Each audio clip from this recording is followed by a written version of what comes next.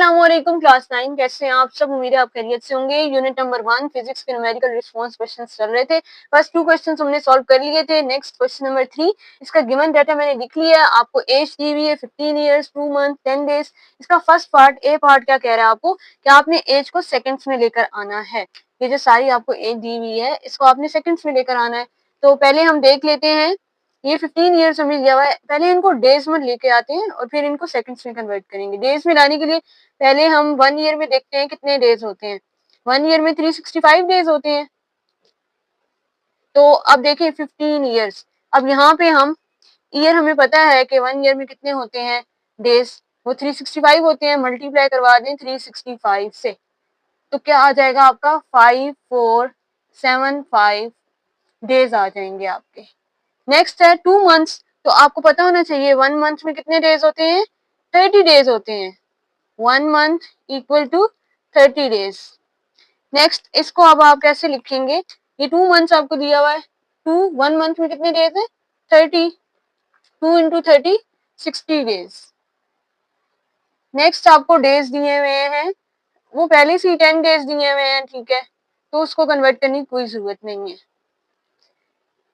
अब देखें, अब ये डेज आ गए हैं हमारे पास। एक ये डेज आए हैं, एक ये आए हैं, और ये पहले से हमें क्वेश्चन में गिवन थे। इसको तो मजीद आप किसी में कन्वर्ट नहीं कर सकते ना। एक दिन में एक दिन ही होता है और ये ऑलरेडी हमें 10 डेज दिए हुए हैं। सो अब हम टोटल डेज निकाल लेते हैं। टोटल डेज, ये जो हमने सबको कन्वर्ट किया है ना, ये अपने डेज निकाले हैं, इन सबको सम कर लेते हैं। 5475 प्लस 60 प्लस 10, तो टोटल डेज हमारे पास आ गए हैं 5545 डेज।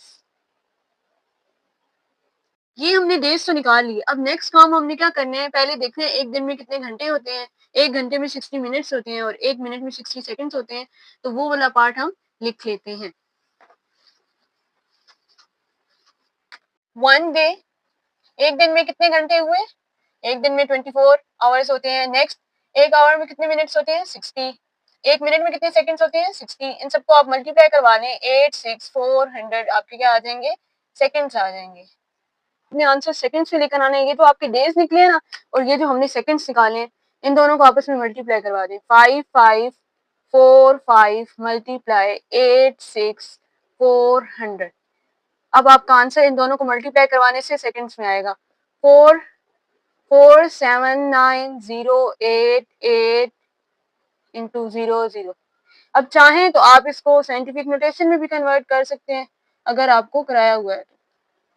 अब इसको साइंटिफिक नोटेशन में कन्वर्ट करवाना चाहें तो करवा सकते हैं। साइंटिफिक नोटेशन हमने बहुत बार पढ़ी है। ये नंबर आपका क्या है, ग्रेटर देन 1 है।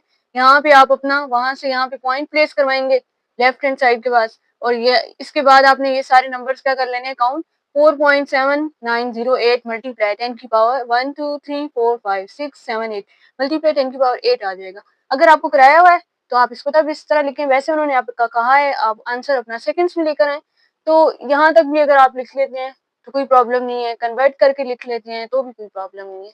आंसर आपका सेकंड्स में आ जाएगा। नेक्स्ट आपका बी पार्ट क्या दिया हुआ है, मिली सेकंड्स में आपने अपने आंसर को लेकर आना है। एक सेकंड में कितने मिली सेकंड्स होते हैं, 1000 मिली सेकंड्स होते हैं। ये मैंने लिख लिए हैं।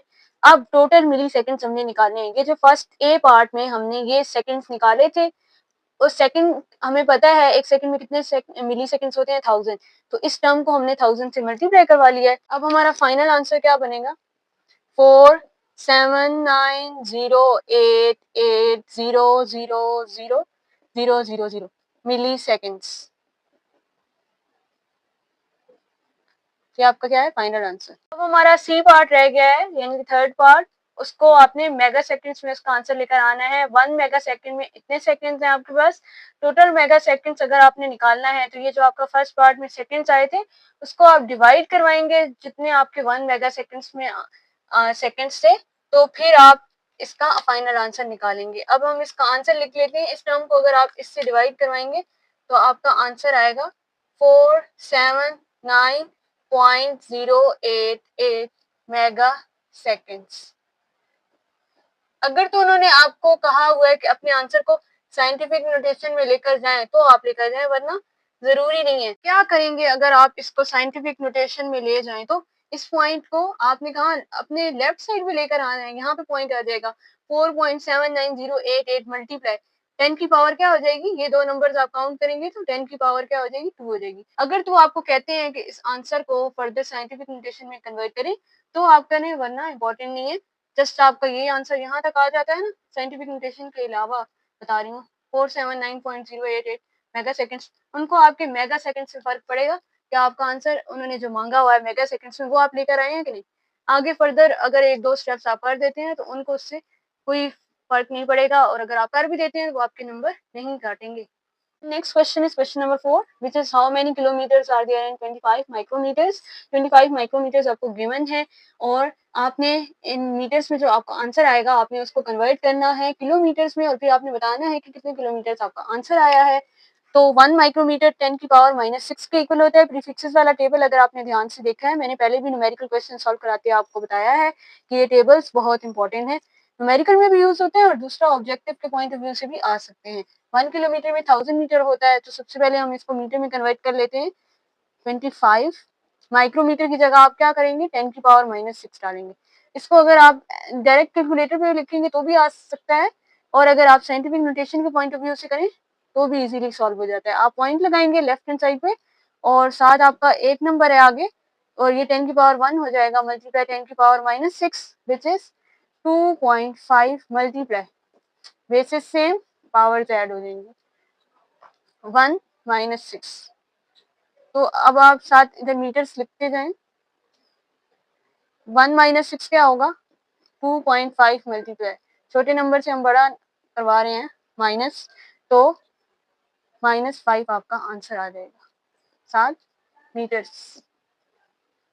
अब मीटर्स में तो हमारा आंसर आ गया, हमने तो किलोमीटर्स में लेकर आना है, तो इसके लिए हम क्या करेंगे, 2.5 मल्टीप्लाई 10 की पावर -5 डिवाइडेड बाय, ये जो हमने 1 किलोमीटर इक्वल टू 1000 मीटर्स लिखा था, हम डिवाइड करवाएंगे अपना आंसर किलोमीटर में लाने के लिए 1000 मीटर से डिवाइड करवाएंगे। डिवाइड करवाने से जो हमारा आंसर आएगा 2.5 मल्टीप्लाई 10 की पावर -8 किलोमीटर्स।